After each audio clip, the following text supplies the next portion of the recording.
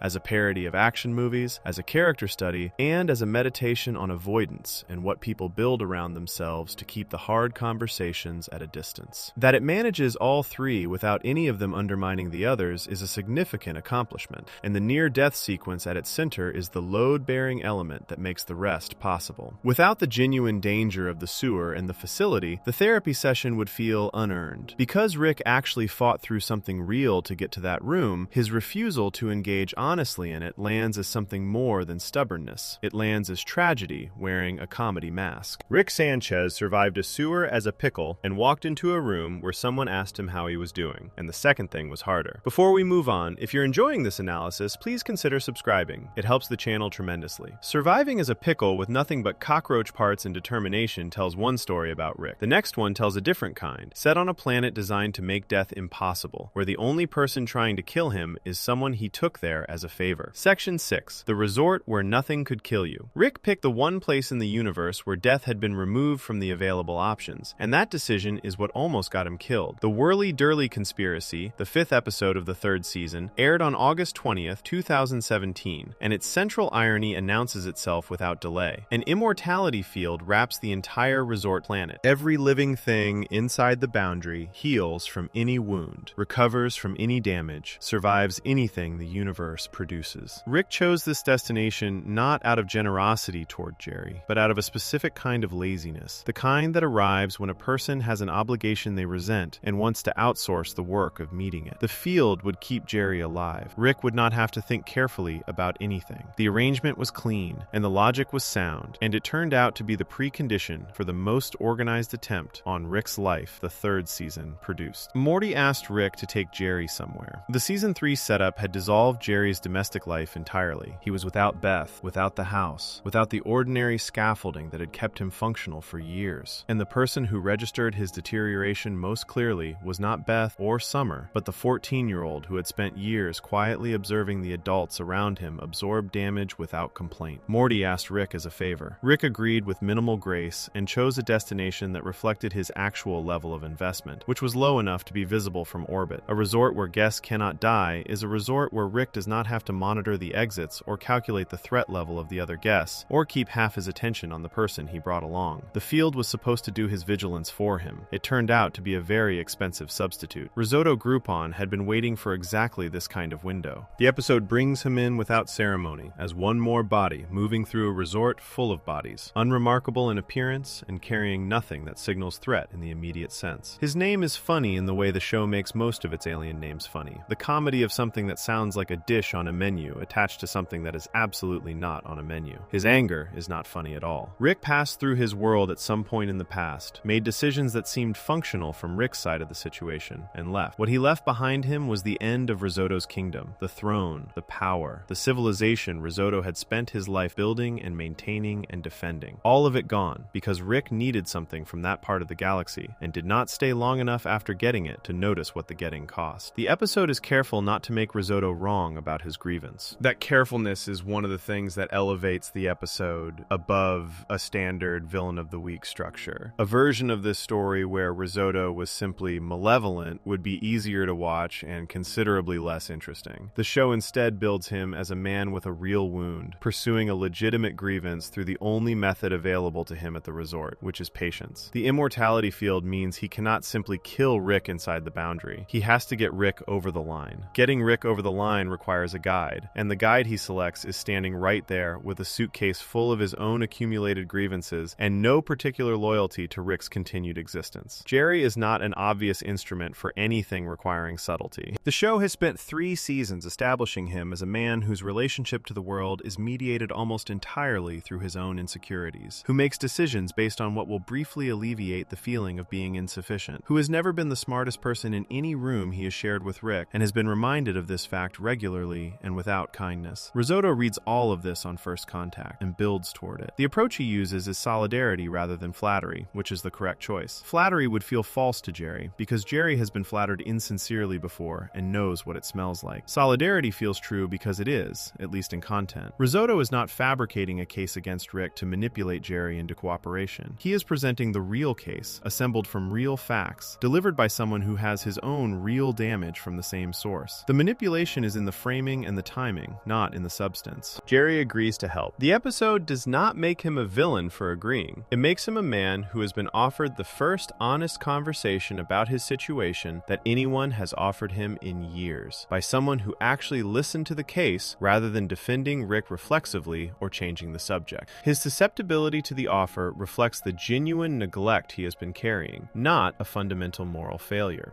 People who have been told for long enough that their concerns are beneath consideration will eventually respond to anyone willing to take those concerns seriously, even when the taking seriously is itself a tool. Rick, operating at his lowest level of situational awareness, is drinking. He is moving through the resort with the ease of someone who has classified the environment as safe and stopped processing it for threats. The other guests are not threats inside the field. The field is real. The safety inside it is real. None of this changes the fact that the boundary is a few minutes away on foot, and someone who wants him dead has just recruited the one person Rick brought along as the delivery mechanism for getting him there. The plan is elegant in a way that the episode respects. Risotto understood the field's limitation before arriving. He built around it using the specific human material that Rick's own behavior had prepared for use against him. The apology arrives in the middle of the episode, in a way that the show handles with the same restraint it brings to all of Rick's genuine moments. Rick needs Jerry cooperative enough not to complicate what is already a difficult situation. Keeping Jerry cooperative requires giving him something he has not received in the entire entire run of the show, which is acknowledgement that Rick's presence in his life caused real damage. Rick tells Jerry he is sorry for what happened to his marriage. The words are plain, and the delivery does not perform sincerity or signal that something significant is being said. Rick says it and moves to the next thing, which is either the most honest form of apology, the kind that does not require an audience or a reaction to be real, or a very efficient deployment of the minimum necessary to achieve the required outcome, or both at once, which is frequently the most accurate description of how Rick communicates anything that costs him something. Jerry backs out of the plan. He contacts Risotto and removes himself from the arrangement. The episode does not dwell on the internal mechanics of the decision, but the implication is clear enough. The apology shifted something. Hearing something direct and unguarded from Rick, even something short, even something offered in a context where Rick had reasons beyond pure honesty to offer it, changed the calculation enough that participating in Rick's death became something Jerry could not do. The show does not credit Jerry with heroism for this. It credits him with having received a real thing and responding to it accordingly. Risotto moves to contingency. The plan without Jerry is the same plan with worse timing and no guide, which means Risotto has to manage the execution himself, which means the pursuit to the boundary of the immortality field is improvised rather than orchestrated.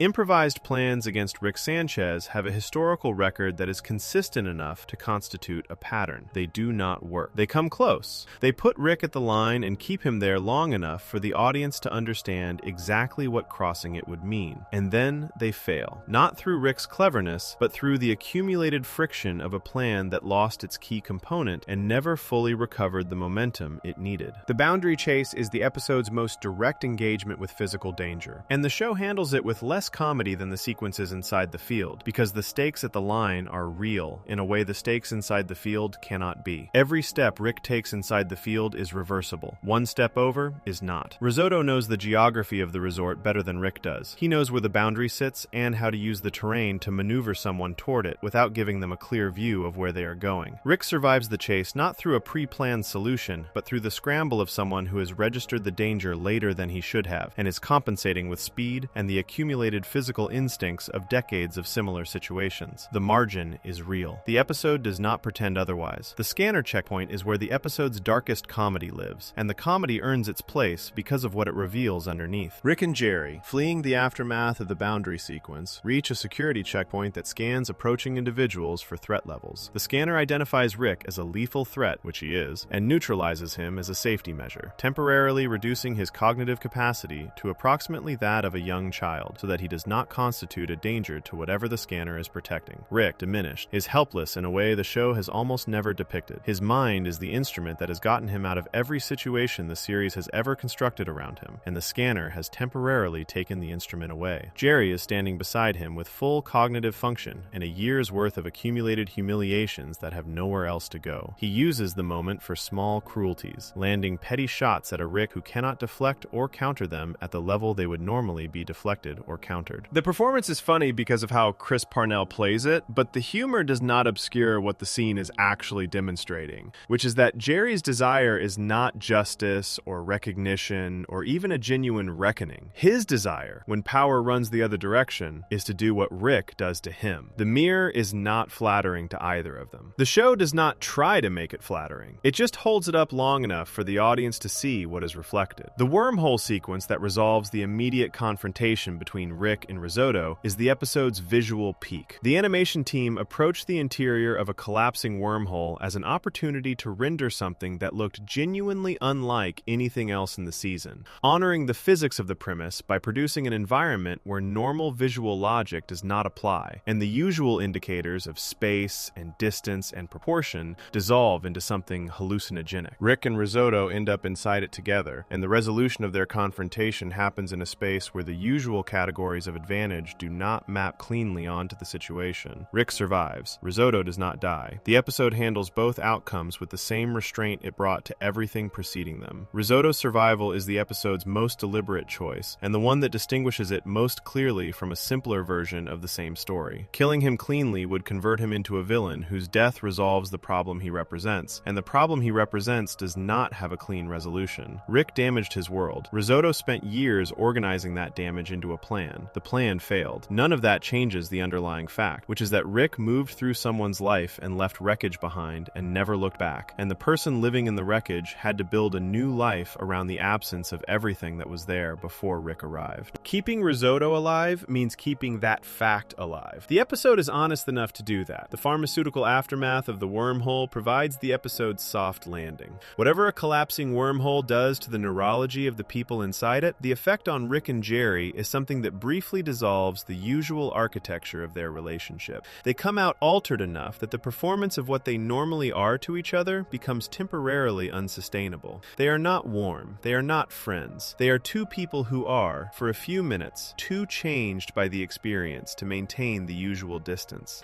And the honesty that comes through in that state is the ordinary honesty of exhaustion, rather than the extraordinary honesty of revelation.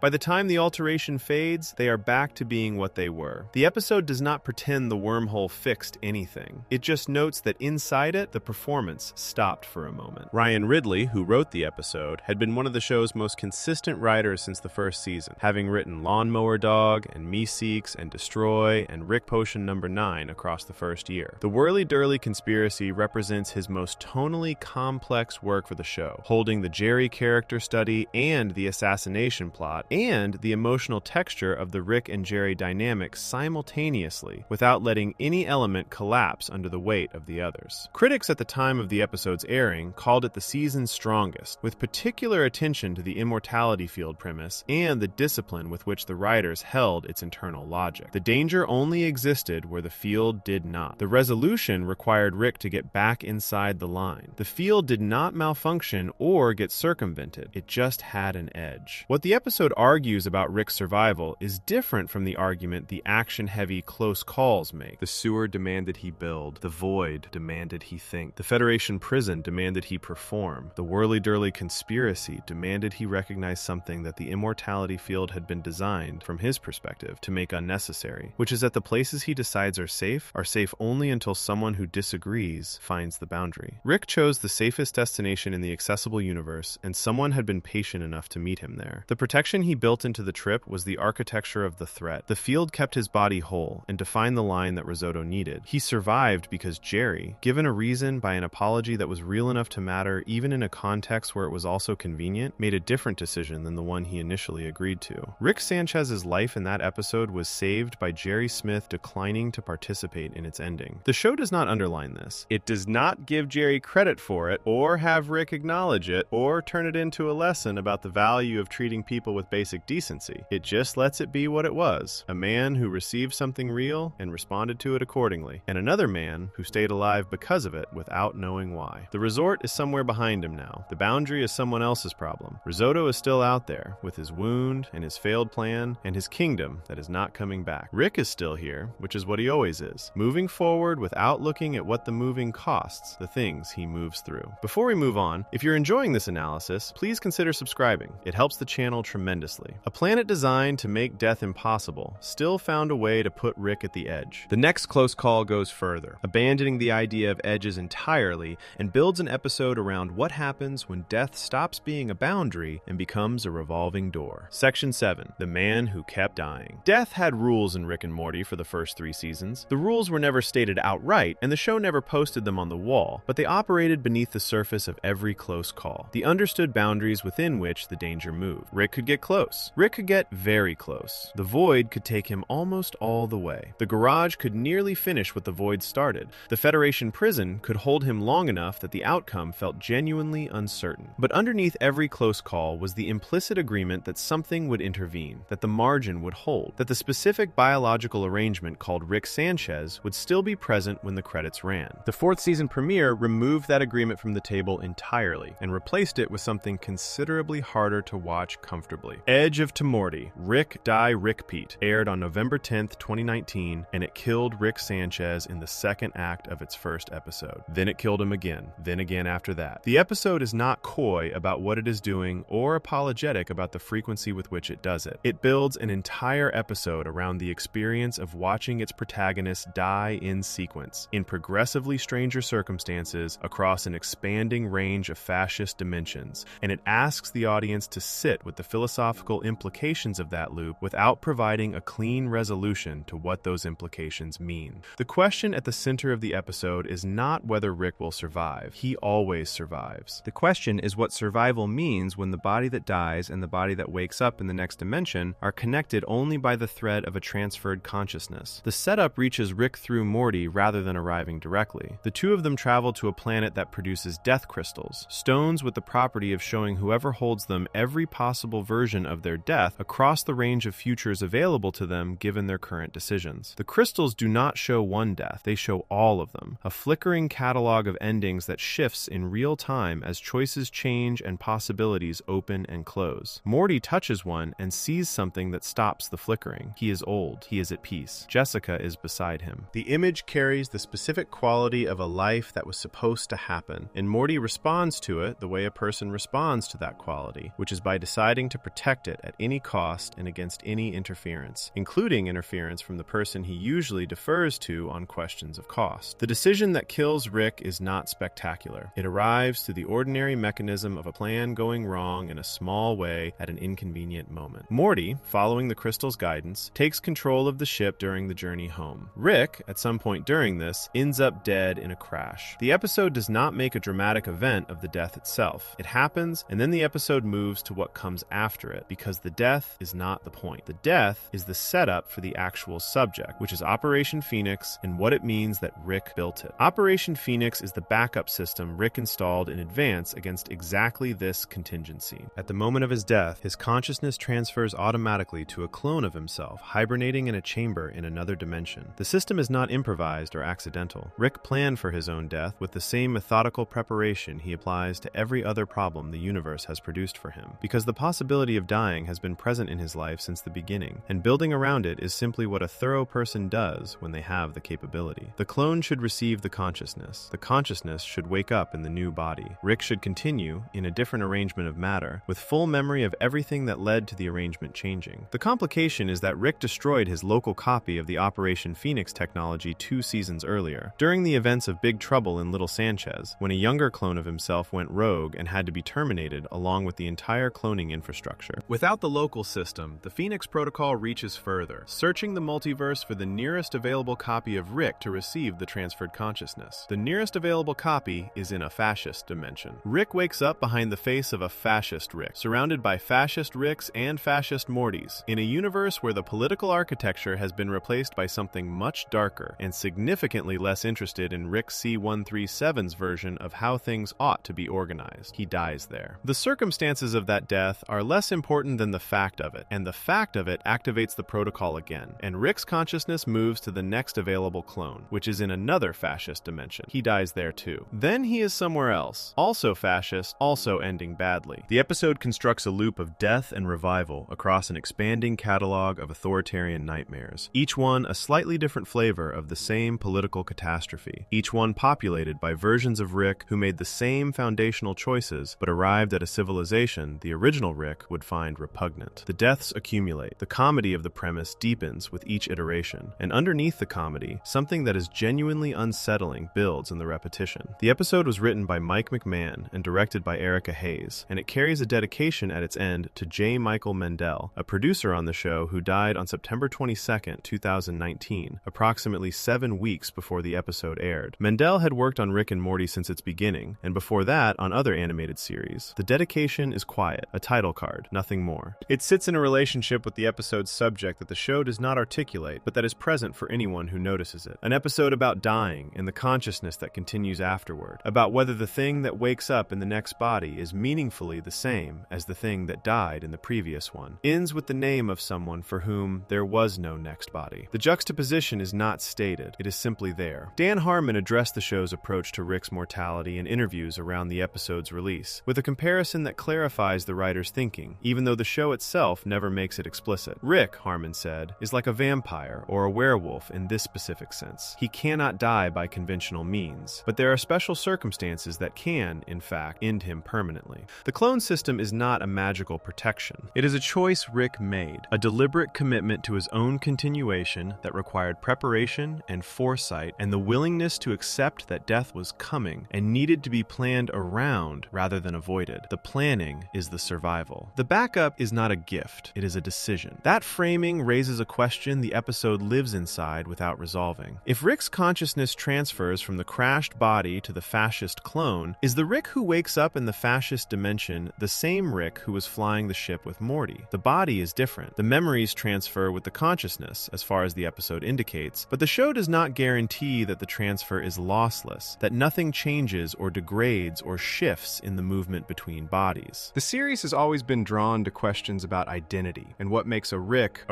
when infinite versions of Rick exist across infinite dimensions. And the Phoenix Protocol sequence pushes that interest to its outer limit. Consciousness is transferring across deaths. The survival is real. The continuity is uncertain. Both things are true simultaneously, and the episode does not resolve the tension between them because the tension is the point. The fascist dimensions themselves are one of the episode's great formal pleasures, and the show's visual imagination is operating at full capacity to produce them. Each dimension is a distinct flavor of the same nightmare, built with enough specificity to be immediately recognizable as its own thing, while still belonging to the same category of political catastrophe. The fascist Ricks who populate these dimensions behave as Ricks behave, with the same intellectual arrogance and the same contempt for external authority, and the same reflexive dismissal of anything that does not meet their standard. But they have directed all of that toward the maintenance of systems that embody everything a Rick would claim to despise. The internal contradiction is both the joke and the horror. Rick in a fascist dimension is Rick confronted with the version of himself that used the same raw material and built something he cannot recognize as himself, which raises the question of what the raw material actually determines and what it leaves open to choice. Each death in the fascist dimensions is its own small story. Rick wakes up, registers his surroundings, understands immediately that this is not his dimension and that the Phoenix Protocol has placed him in someone else's body, and begins trying to extract himself. The extraction fails. He dies. The protocol activates. He wakes up somewhere else with the same problem. The loop is funny because of its repetition and because of the specific absurdity of each new fascist context. And it is also, beneath the comedy, a genuine portrait of what it looks like to be trapped in a system you cannot think your way out of. Rick can outthink almost any individual problem. He cannot outthink the structural problem of being in the wrong dimension with the wrong body and a protocol that keeps sending him to the nearest available clone rather than the right one. The resolution arrives through Wasp Rick, a version from a dimension where wasps, rather than humans, developed as the dominant species. Wasp Rick is not fascist. Wasp Rick is, by the standards of the episode, a relatively uncomplicated ally, a version of Rick who happens to have the right resources and the right disposition to help Rick C-137 find his way back. The episode is gentle with Wasp Rick in a way it is not gentle with the fascist variants. Not because the show endorses him as a correct version of Rick, but because the capacity for functional decency is present in the raw material, and Wasp Rick ended up in circumstances that cultivated it rather than suppressing it. The dimension he comes from produced a different Rick, not through different choices, but through different conditions, and the episode is quietly interested in what that means for the question of what Rick actually is underneath everything the specific conditions of his specific life have made him. Rick's return to his home dimension reunites him with Morty at a moment when Morty has been following the Death Crystal's guidance to ends that look, from the outside, increasingly indistinguishable from villainy. The crystal showed him a future, and he protected it with the kind of focused ruthlessness that the show usually reserves for Rick, and the episode observes Morty's arc with the same quality of unsettled attention it brings to Rick's death loop. Both of them have been in their own version of a loop. Morty dying to himself in small increments with each decision the crystal demands. Rick dying literally and waking up somewhere worse. They return to each other, having each gone through something the other did not witness and cannot fully reconstruct from the outside. The physical danger in the episode is distributed differently from every previous near-death the show had presented. Rick is not almost dying. He is dying, repeatedly, with the only buffer between each death and permanence being a backup system he installed in advance and cannot now fully control. He does not survive through intelligence or improvisation or the overconfidence of his enemies. He survives because he planned for his own death well enough that death cannot quite catch all the way up with him. The survival is engineered rather than earned in the moment, and that distinction changes what it feels like to watch. Previous Close Calls had Rick working at full capacity under pressure. This one has Rick dead, and then dead again, and then dead again, with the survival happening in the machinery he built rather than in any decision he makes in the moment of crisis. What the episode ultimately argues about the planning itself is the thing that makes it more than a novelty premise. Rick built Operation Phoenix because he wanted to live, not not in the abstract philosophical sense, and not as a performance of self-preservation for an audience. He wanted his specific consciousness to persist beyond the failure of any specific body, and he built the technology to make that persistence possible because he was the only person capable of building it, and he was willing to do the work. The clones are a declaration. They are Rick saying, without saying it, that his continuation matters to him, that he is worth the effort of continuing, that whatever the garage and autoerotic assimilation suggested about how he valued himself in his lowest moments, there is another layer underneath it, one that built an escape from death in advance because it did not want to die. The episode received a perfect score from critics on Rotten Tomatoes at the time of its airing, recognized as a season 4 premiere that was doing something more ambitious than a novelty premise warranted. It was asking what Rick Sanchez actually is at the level below personality and below intelligence and below the performance of indifference that structures his public presentation. The answer the episode offers is not flattering or comfortable or narratively clean. It is persistent. Whatever Rick is, it keeps waking up. It wakes up in fascist dimensions and in wasp dimensions and in the wrong body and with the wrong face and with a protocol that is sending it somewhere it did not choose. And it keeps moving toward the exit because moving toward the exit is what it does. The dedication to Mendel at the end sits quietly with all of that. The episode about dying and the consciousness that continues afterward, about the backup systems and the clones and the persistence of something through the failure of the body that carried it, ends with a name and 2 dates. A person for whom the Phoenix Protocol was not available. A person for whom there was no next dimension, no waiting clone, no transferred consciousness arriving in a new arrangement. The show does not comment on this. It just places the dedication where it is and lets the audience carry it. Rick woke up in a fascist dimension wearing someone else's face and kept moving. He died again and kept moving. He found his way back through a wasp and a dimension where things turned out differently and kept moving. Whatever he is, it does not stop. The episode made that clear, and then put a name at the end that made the clarity ache in a specific way that comedy alone cannot produce. Before we move on, if you're enjoying this analysis, please consider subscribing. It helps the channel tremendously. Dying through a loop of fascist dimensions and finding the way back is one kind of survival. The next close call arrives through a different channel entirely, one built from years of unfinished business and a fight that was always going to happen eventually. Section 8, the fight he waited decades for. Every story Rick and Morty tells about Rick Sanchez eventually leads back to one night. A younger Rick, still with a family, still with something ordinary to protect, standing in front of a bomb that an alternate version of himself dropped because that alternate version had decided that Rick's refusal to accept the gift of multiversal travel was an insult that deserved punishment. The bomb killed Diane. The bomb killed the Beth of that dimension. And the Rick who survived it spent the following decades becoming the person the show introduced in the pilot. The alcoholic genius with the portal gun and the nihilism and the laugh that Bird Person once explained meant something painful in his language. The hunt for the Rick who did it organized everything afterward. It gave the grief a direction. It gave Rick a reason to keep moving that was not simply the absence of a reason to stop. Unmortrican, the 5th episode of the 7th season, aired on November 12, 2023. It is the episode where that story arrives at its conclusion. Rick finds the man he has been looking for. They fight, and during that fight, Rick Sanchez comes closer to a permanent and irreversible death than he has come in any prior episode of the series, because the enemy waiting for him is not a government or an alien species or a bureaucratic institution that underestimated what it was dealing with. The enemy is himself, a version of himself that made different choices and built different weapons and has spent its own decades not running but watching, not hiding but constructing the conditions under which this confrontation would happen at the time and place of his choosing rather than Rick's. The episode structure requires untangling before the near death at its center can be understood properly. The season had been building toward Rick's hunt for Rick Prime across its earlier episodes, using the search as a structural spine while delivering standalone stories that kept the season from feeling like pure mythology. By episode 5, the hunt has narrowed through a process of systematic elimination, alternate versions of Rick Prime scattered as decoys across the multiverse to slow any pursuer down. The decoy elimination is tedious and violent, and the show is honest about both qualities, not romanticizing the work of it or making it feel more heroic than it actually is. Rick is doing something that needs doing. He is doing it methodically. It is not glamorous. Evil Morty's return complicates what would otherwise be a straightforward confrontation episode, and the complication is the right kind, because it prevents the episode from becoming simply a revenge story with a satisfying ending. Evil Morty wants the schematics for the Omega device device, the weapon Rick Prime built that can destroy not just a target, but every version of that target across the entire multiverse simultaneously.